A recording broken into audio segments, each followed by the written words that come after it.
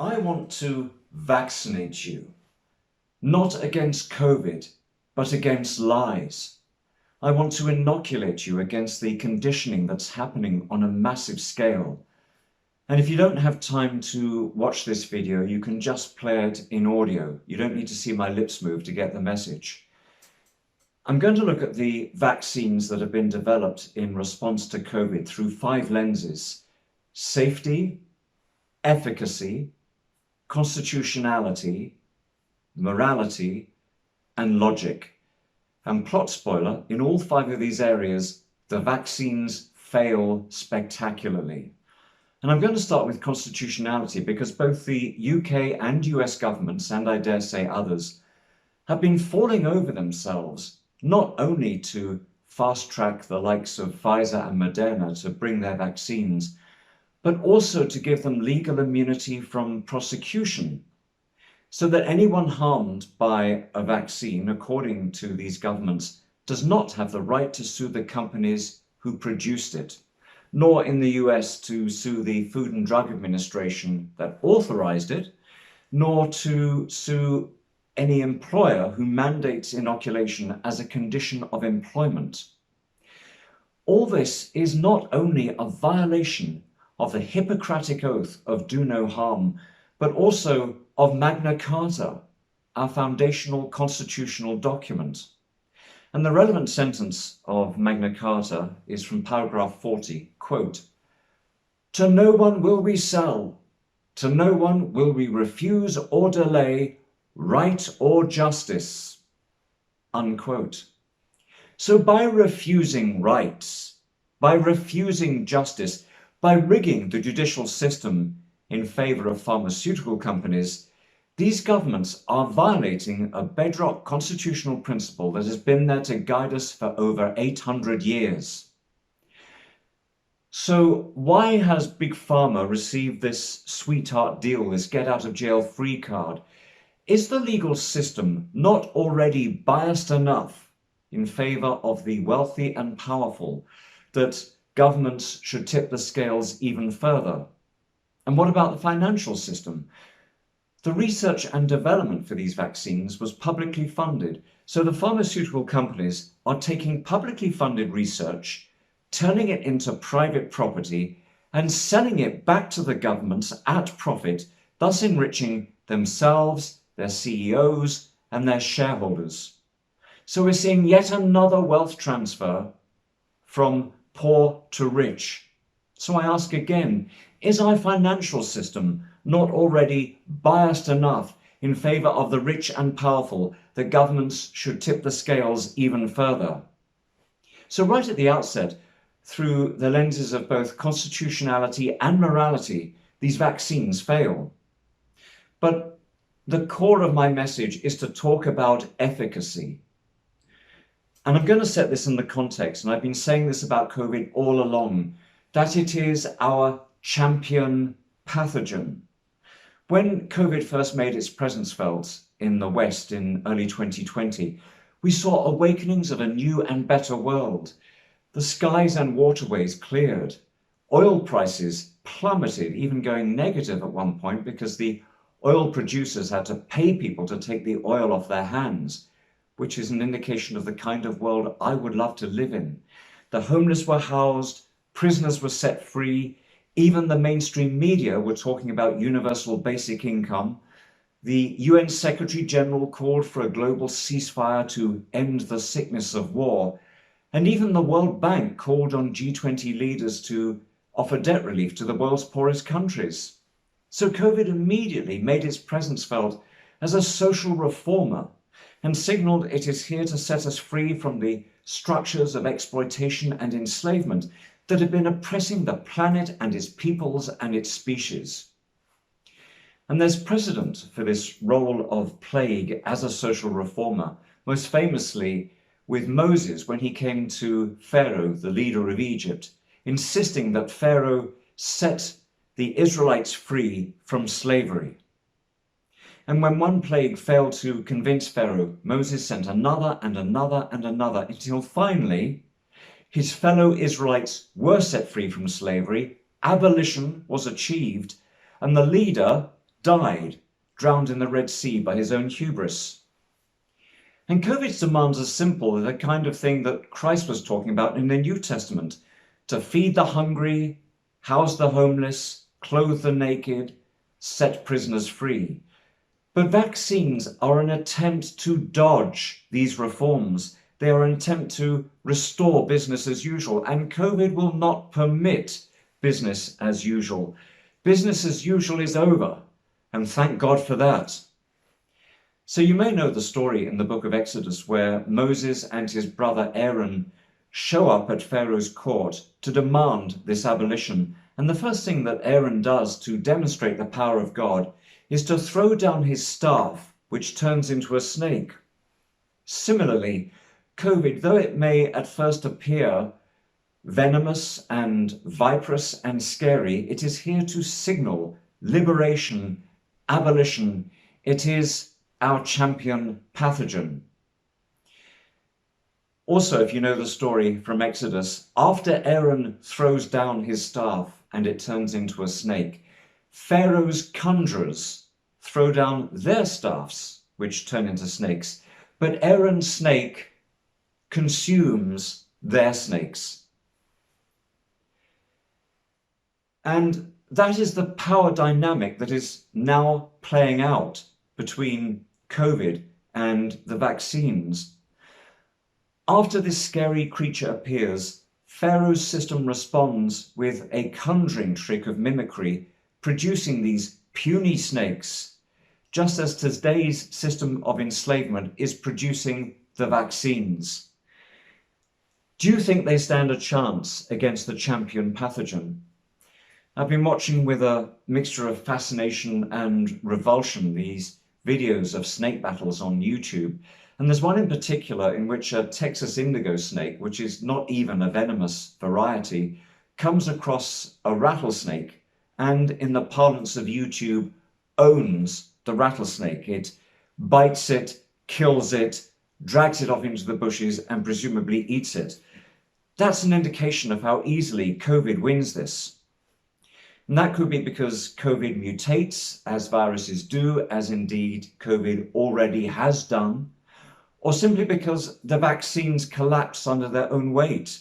For example, the Pfizer vaccine has to be maintained at minus 70 degrees Celsius, which means it's carrying around this enormously expensive and unwieldy infrastructure wherever it goes. And in calling COVID our champion pathogen, I'm not just relying on the Moses precedent. I'm also looking at the structure of COVID. You've probably seen the magnified images of a bright central sphere surrounded by dark goads. And this virus is goading humanity, but it is the halo structure, the bright spherical halo structure behind those goads that sings of a higher divine purpose. Also, as a social reformer, COVID has a power beyond anything that petitions or protests or polls could dream of. Petitions can be ignored, protesters can be tased, tear gassed and tortured, and elections are usually negated by corporate lobbyists. But COVID cannot be touched by any of these defense mechanisms of the system. And that's why COVID is a perfect activist. It is our champion pathogen. So to recap, I've looked at vaccines through the lenses of constitutionality, morality, and efficacy. Fail, fail, fail. But what about logic? Because shocking as it is that governments are giving legal immunity to pharmaceutical companies, it was signalled a few months ago in September 2020. And that was when the UK government issued a so-called consultation document called Changes to Human Medicine Regulations to Support the Rollout of COVID-19 Vaccines. And the main change proposed for those human medicine regulations was to confer this legal immunity, not just on pharmaceutical companies, but everyone else involved in the supply chain. I only saw this document a few days before the deadline to respond. And because of the absurd haste imposed, Most people didn't even know of its existence, let alone get time to respond. Most people still don't know of its existence. And as you might expect for documents written by government bureaucrats or corporate lobbyists, it's rambling, repetitive, incoherent, and dull. But it is also an Orwellian blueprint. And if you haven't read 1984 by George Orwell, I strongly recommend that you do. It's a prophetic novel. And prophecy is not just seeing into the future. Prophecy can be seeing into the present. Prophecy can be seeing the obvious and stating the obvious in a society where the general population is conditioned, whether by government, media, corporations, religion, or whatever, not to see the obvious, to ignore the obvious, to overlook the obvious, pretend they don't see it, not even acknowledge it to themselves, and even if they do see the obvious, to keep quiet about it. In addition to being badly written and Orwellian, this so-called consultation document is also breathtakingly, monumentally stupid and ignorant. And it's written by people who apparently have never read a history book in their lives. And I want to focus on two foundational assumptions that this document makes, because they illustrate the rottenness at its heart, the sick poison from which its lies are constructed. Each statement is a single sentence, and I'm going to say each of these sentences, and then I'm going to pause for 10 seconds after each one to give you time to consider on its face the veracity or otherwise of the assumption. So the first one is, quote, "COVID-19 is the biggest threat this country has faced in peacetime history," unquote. 10 seconds.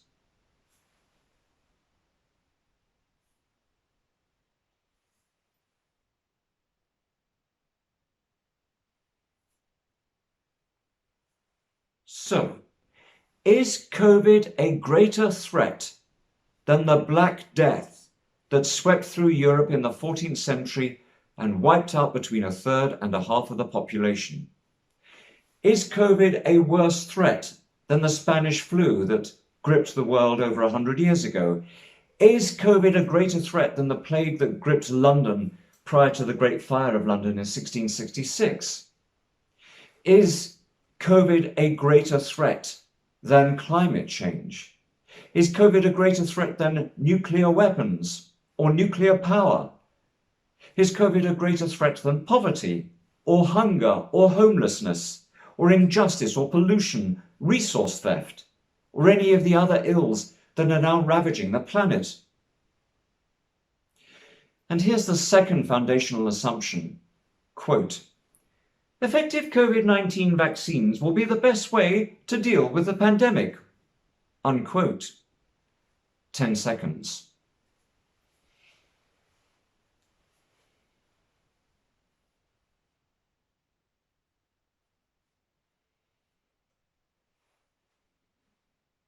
So bear in mind, this paper was released in September 2020. So it's making a claim for a hypothetical vaccine with no proven efficacy, no data, no track record whatsoever. It also said these proposed changes to human medicine regulations must be rushed through in time for the coming winter. How did they know in September 2020 that this vaccine was going to magically appear in a few months? That they were going to pull this rabbit from the hat when the normal development time for a vaccine is several years? Was it a schedule determined by science? Or was it a schedule determined by financial expediency? I wrote my response to this D- schoolboy essay produced by the government, and in spite of the haste, took every care to make sure that what I wrote was coherent and well informed. But the government didn't even do me the courtesy to respond. They just went ahead and did what they planned all along. And so on that basis, we can expect that they will try to implement the other provisions of that document that they planned all along. And there are two that I need to warn you about. First, they intend to use an expanded workforce to administer the vaccines, so that the people authorized to give injections don't have to be doctors, don't have to be nurses, don't have to be any kind of registered healthcare professional. They can be government contractors and, as the document specifies, members of the armed forces. I shouted expletives when I came to that part, because people who are trained to kill, people who are trained to coerce, will be authorized to inject experimental vaccines. They have become the Borg.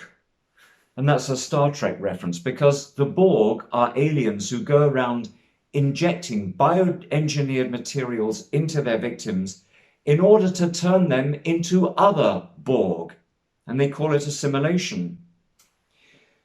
The other provision I want to warn you about in that document is paving the way for vaccine promotion and advertising.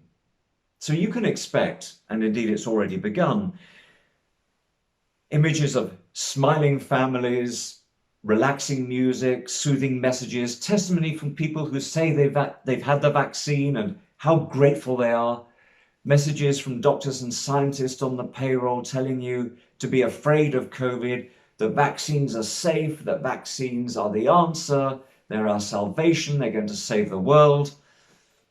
I was listening recently to a BBC podcast about the Portuguese poet Fernando Pessoa. Nothing to do with COVID, nothing to do with vaccines, but the BBC intruded at the end of the podcast to promote another BBC series entitled How to Vaccinate the World. And it's presented by one Tim Harford, who says, quote, "This is how the pandemic ends, not with a bang, but with a shot, or rather, billions of shots. In a new podcast series from the BBC, we'll be covering the defining story of the crisis, the search for a vaccine." Unquote. Really? Vaccines are the defining story of the crisis? Not that COVID is exposing the structures of exploitation and enslavement and injustice in our world? Not that COVID is housing the homeless or setting prisoners free or shutting down fossil fuel production? They think vaccines are the defining story of the crisis? And then he goes on, quote, "And of course there are other questions. How will we persuade people to take the vaccine?" Unquote. By planting propaganda messages in BBC podcasts, perhaps? And finally, and who gets to go to the front of the queue of several billion people? So they're trying to convey the idea that getting vaccinated is a privilege and you should feel lucky and grateful to be at the front of the queue. And consider the title of this series, How to Vaccinate the World. Not how to feed the world, clothe the world, house the world, heal the world, free the world, or clean the world. No, how to vaccinate the world. So now we know the BBC is enlisted in the government's propaganda campaign. And I hate to say this because I love the BBC, they do some really good work, but it has become a corporate shill. And that's just one example of many where this kind of infiltration is already going on. And of course, a key component of propaganda has always been to play the patriotism card, equating compliance with patriotism. So the UK Health Minister, Matt Hancock, said in Parliament, "People do not need to apply for the vaccine. The NHS will get in touch at the appropriate time. And when that time comes, we have one clear request. Please step forward for your country." Unquote. He also calls COVID our common enemy, much as the CEO of Pfizer calls vaccines a tool in your war against the pandemic. And that's another trait of the system, that it wants to frame the response to COVID in the language of war. Words like fight, enemy, battle, victory, defeat, etc. But this isn't a war. This isn't a war, it's a dance. And COVID is leading it. COVID is calling the tunes, and COVID will decide when the music stops. And of course, the system and its proponents perceive COVID as an enemy, just as Pharaoh would have perceived the plagues of Egypt as the enemy, when in fact they were the instruments of abolition. If the system, with its vaccines, wants to make it a war against the virus, then, like the snakes of Pharaoh, like the rattlesnake consumed by the indigo snake, they are easily defeated. And what's going to happen with that defeat? Hancock is telling people to step forward for your country. It's a kind of language the British government used in recruiting young men for the First World War. And when they failed to make progress in that war, they used increasingly coercive tactics to send more men into the meat grinder, including publicly shaming the ones who didn't sign up, and in the end resorted to outright conscription. So we can expect the politicians and the CEOs, instead of taking responsibility and owning their failure, to blame and shame and discriminate against the unvaccinated. They're going to say, you're the reason we still have COVID. They're going to try restricting movement, restricting financial access, creating an underclass of social outcasts. In short, an apartheid of the unvaccinated. So again, constitutionality, morality, efficacy, and now logic fail, fail, fail, fail. The final lens for looking at the vaccines is safety, and I'm only going to touch on this. Unless you think this is conspiracy theory, I'm only going to quote official sources. So you may recall that several months ago, before Pfizer was in the limelight, there was a lot of hype about a vaccine being developed by AstraZeneca. And AstraZeneca's vaccine trial was paused, although for some reason it was only paused for a few days, because it produced, and here I'm quoting the company's own statement, quote, severe neurological symptoms consistent with transverse myelitis or inflammation of the spinal cord, unquote. Also, the consultation document I've been telling you about admitted the possibility of vaccines causing anaphylactic shock, and the US FDA reported 8 cases of Bell's palsy produced by the Pfizer and Moderna trials. Bell's palsy causes half of your face to droop. So these official sources alone, admitting to inflammation of the spinal cord, admitting to anaphylactic shock, admitting to Bell's palsy, demonstrate that these vaccines can and do harm and even mutilate. And those risks can only be increased when a vaccine uses new technology that modifies genetic material, is rushed to market, is profit motivated, requires super refrigeration, and on top of all that is shielded with legal immunity. I've heard testimony from many doctors warning about this dangerous path being pursued by the medical industrial complex, but I'm just going to quote one doctor now because I love what he says. This is Dr. Thomas Cohen, based in the US. Quote, health does not come from the injection of toxins into our bodies, but rather from deciding what it means to be human and pursuing that with all your heart, unquote. Another question about Pfizer's red carpet treatment. Why did AstraZeneca, which offers its vaccines at cost and at room temperature, get leapfrogged by Pfizer, which brings its vaccine at profit and with extreme refrigeration? Now, AstraZeneca were dishonest. They didn't let the public know their trial had produced inflammation of the spinal cord. They only told shareholders, and the information got out. But even that, dishonest as it was still too honest to get preferment in this arena where Pfizer has been favoured. These pharmaceutical companies are like people queuing up to get into a nightclub. What do you do when you want to get to the front of the queue and get inside a nightclub? You bribe the bouncer.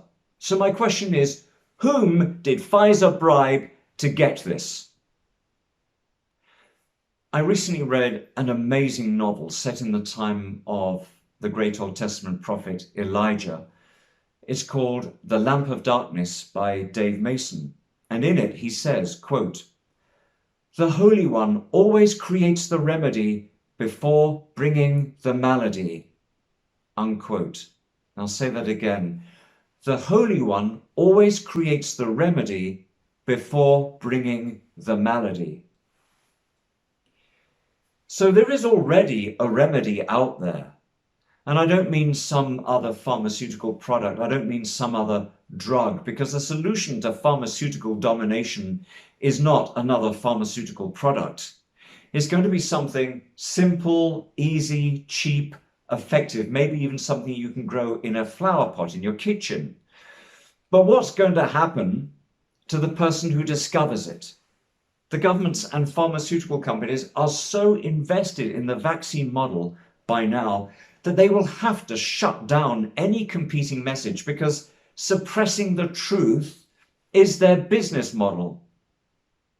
If they do not suppress the truth, there will not be any profit, and they are built and maintained on profit. So, all 5 lenses, safety, efficacy, constitutionality, morality, logic, fail, fail, fail, fail, fail. Now notice through all of this, I have not made one statement in favour or against any political candidate or party, because our struggle is not of one political party against another. It is to overthrow the system that is oppressing all of us. Nor are we a divided and polarised society, as many would have you believe, as the system with its social media manipulations wants you to believe. That's an illusion. It's manufactured to keep us from uniting against it. We are united in our opposition to this system. I don't care what side of which political aisle you think you're on. This is what unites us. It is in our human nature to hate totalitarian government, to hate injustice, to hate the obvious unfairness of rigging the legal system and financial system and giving preferential treatment to the powerful and wealthy. And it is in our nature to love human rights, to uphold the golden rule of treating others as we want to be treated, as loving others as you love yourself. And it is in our nature to want and to assert sovereignty over our own bodies. So this is not a horizontal contest between competing political parties or of so-called left-wing against so-called right-wing. This is happening in the vertical plane of life over death, creation over destruction. Here, COVID is a social reformer. It is coercing governments and leaders to feed the hungry, house the homeless, heal the sick, set prisoners free, destroy the weapons of war and coercion, to heal and restore the earth, and to stop funding and subsidizing fossil fuel production and pollution. And COVID will enforce the downfall, as Moses did to Pharaoh, of leaders who resist. These vaccines have been conceived and developed in the very profit-seeking mindset that COVID is here to overthrow. And they will fare no better than Pharaoh's snakes did against Aaron's. The best that the vaccines can achieve is to give false hope, stretching out business as usual and delaying reform just a little bit longer, distracting us from the true message of COVID, and wasting huge amounts of time, money, effort, and resources in the process. Ultimately, they are defeated, they are owned. Thank you.